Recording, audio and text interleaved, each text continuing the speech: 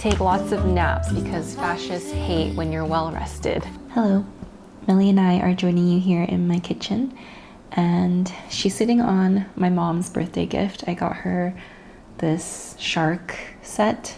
It's like a fancy blow dryer. My mom's been using like this really cheap one for a while and it's not working that well, and I was wondering what I could get her.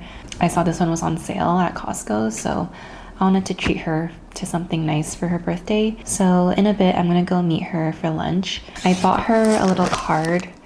It's Mother's Day soon as well, so I just got her a Mother's Day card and birthday card in one.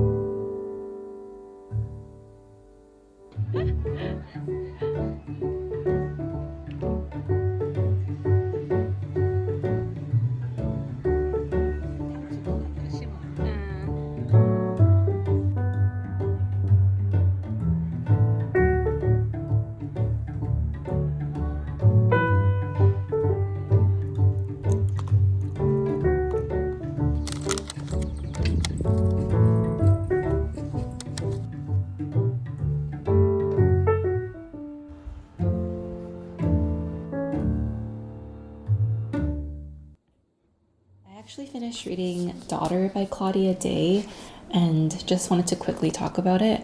I really enjoyed it. The writing style is very clear and direct. I found it really refreshing. Even though it's clear and direct, it's not like it's constantly giving away. What I'm trying to say is there's still mystery and things that unfold and discover as you read it. So that clear, direct writing style doesn't take away from the story. But yeah, this book is about Mona and her father, Paul. And Paul is just a horrible, immature, annoying man and father and husband. And he's a serial cheater and very insecure. It's about this toxic, unhealthy dynamic between them and the rest of their family, or rather the women in their complicated family. It's a lot of drama and it's very entertaining. If you're not into sort of like dark tones, you might not enjoy it. It doesn't get too dark, but the pacing is pretty fast as well, so it moves on pretty quickly. It doesn't like linger on some of those things. The character that kind of lingered with me, surprisingly, is Cherry. This might be a spoiler, but I guess I should have known that Paul was the manipulative one and he was the one kind of pitting the two sides together or against each other. Not that Cherry is innocent, because she did admit to, doing her part, but I felt like Cherry was also a victim of Paul, and she was ultimately a woman who wanted love and dedication from her husband. And I guess she's just more of a complicated character, and that's why she kind of lingered with me. But yeah, really, really enjoyed this one. I'm not sure what I'm going to read next, but we'll see.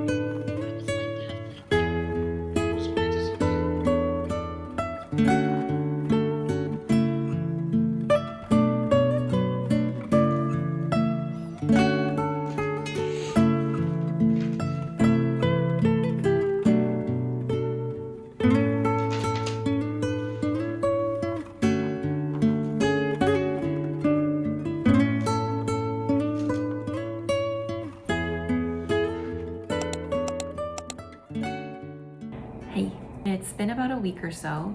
I'm about to head out to take Finn to a vet appointment. He's just not been himself and lost his appetite, so just want to make sure that everything's okay. I'm gonna run some errands as well, and later today my husband and I are gonna go visit a garden nursery. I've been really interested in gardening and landscaping lately, and this weekend is Victoria Day long weekend here in Canada, so we're gonna go visit Joe's family out in Hamilton, and I'm looking forward to enjoying like some of the cute cafes and stuff there, and hopefully we'll have time to visit like a bookstore or two as well.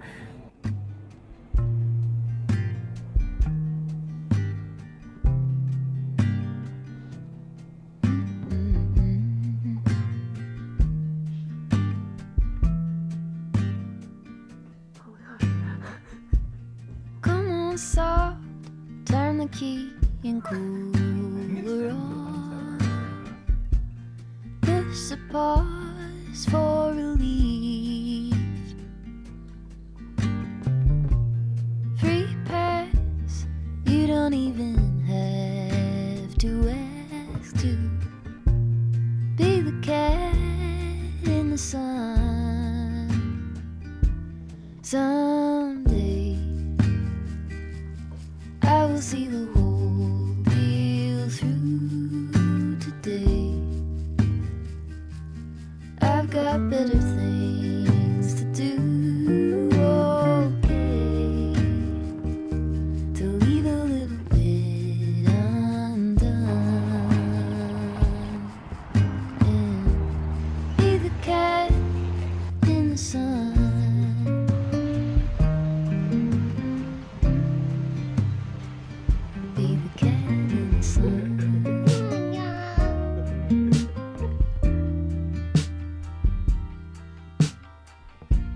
Set aside every empty spreadsheet line and loosen up on the grind.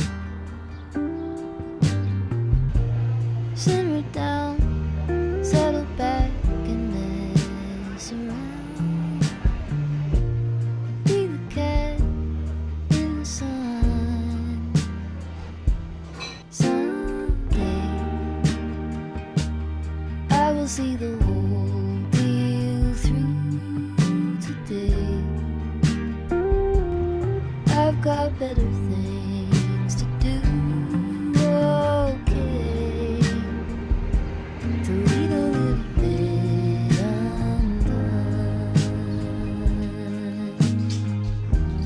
Be the cat in the sun.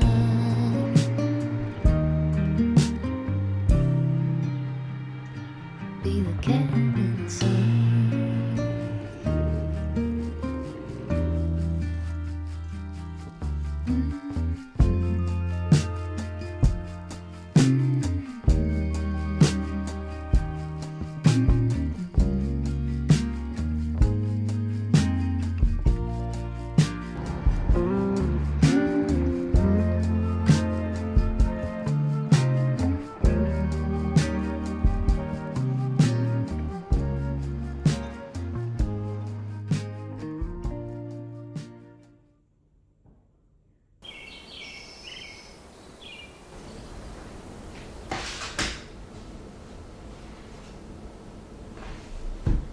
Good morning.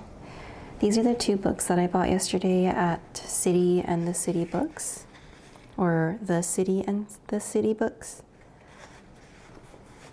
I got Animal Farm by George Orwell. I read this a few years ago, and after reading 1984, I wanted to read it again.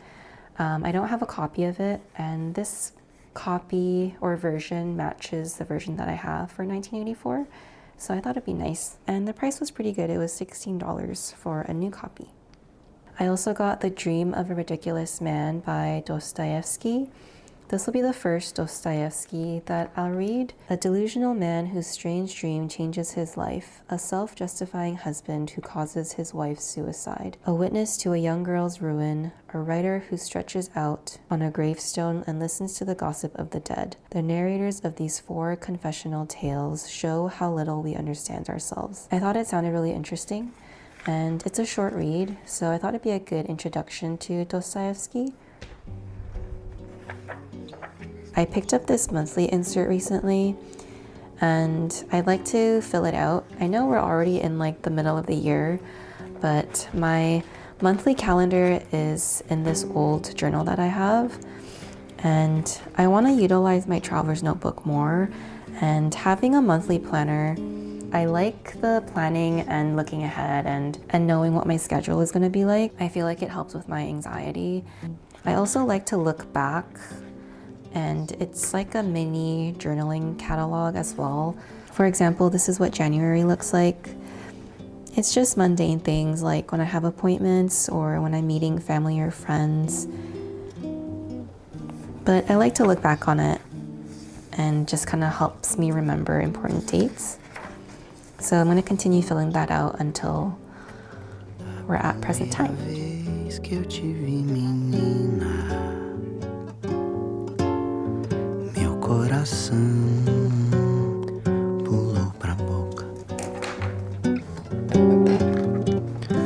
Da primeira vez que eu te vi, menina, meu coração pulou pra boca. Corpão assim não se vê nem na revista, nem no TikTok ou no Instagram de artista. De mestiça, de tanta coisa boa, te quero dar beijo na garoa. Da primeira vez que eu te vi, menina, meu coração pulou pra boca. Primeira vez que eu te vi, menina, meu coração pulou pra boca. Corpão assim não se vê nem na revista, nem no TikTok ou no Instagram de artista. De mestiça, com olhos de leoa, te quero dar beijo na garoa. Da primeira vez que eu te vi, menina, meu coração pulou pra boca.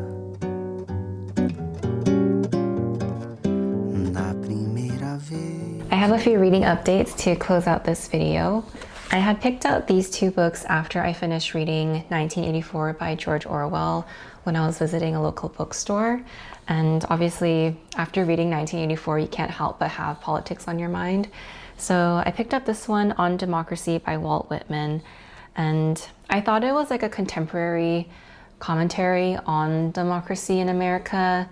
But it's actually written by Walt Whitman in like the 1970s, which it's still interesting, but the language that he uses is of that time. And I just found it a little challenging to read. After a few pages, I just wasn't in the mood to read it. So I'm gonna take a break from that. But I did end up reading this one, Lessons from Cats for Surviving Fascism by Stuart Reynolds. And apparently he's like a content creator online, and his online name is Brittlestar. I wasn't aware of that when I picked it up. But this one's a series of essays, and it's kind of light and quirky, but it does have like a serious message at the end of the day. He is against fascism. All of the essays have like a lot of humor to it, and you know, it says things like, take lessons from cats, take lots of naps because fascists hate when you're well rested, and various things like that. This one, refuse to wear collars, and it says like, you know, don't put on the uniform and follow fascism. And I'm butchering what he's saying, and there's a lot of like good nuanced opinions in here. But yeah, it's a very quick and humorous read with a very serious message, and I enjoyed this one. Another really cute illustration. And my little cat bookmark goes so nicely with it. So cute. And the last one I have is We Need to Talk About Money by Otegha Uwagba. This book is a memoir and social commentary, and it talks about various topics like finance and race and gender inequalities. So I was quite looking forward to reading this book, but I didn't realize that it was a memoir. And I know that it says memoir right on the front, but when I had picked it up, the recommendation I saw had described it as a must-read for young women looking to understand personal finance, and especially this author being a woman of color and daughter to immigrant parents. That story really appealed to me.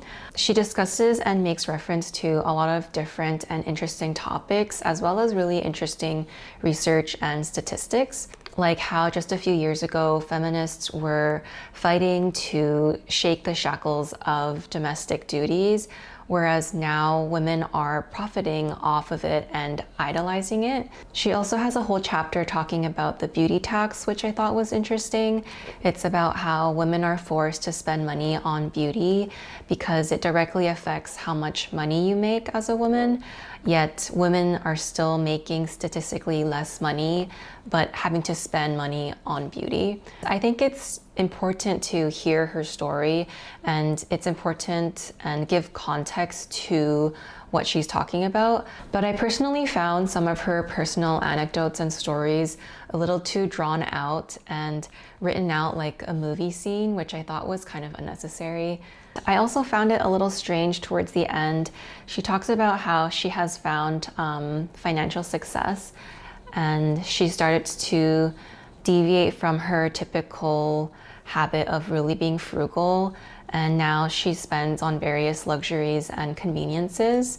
And I understand that the message might be that it's okay to treat yourself to a few things once in a while, but again, I found it a little strange in this context of talking about personal finance as a woman of color. You know, people who are at a disadvantage need to be more careful with their money, and I just thought it was a strange thing to add. And again, what made me feel like this book would have been better without so many of her personal anecdotes, because I feel like it takes away from the bigger topic at hand. Overall, my personal opinion is that this book would have been better to have focused on the specific topics of, you know, class, gender, race, beauty, feminist and social topics, with her personal experiences sprinkled in, opposed to it being focused on being a memoir. And I know that this is a memoir, so I know that it is about her personal story, but this is just my honest opinions. Maybe I need to read a book that is not a memoir and focuses on those topics. So if you have any recommendations on that, I would love to hear it. Forgive me if I sound really ignorant on the topic, but yeah, I am really interested in reading more books like this. Thank you for watching, and I hope you have a good week.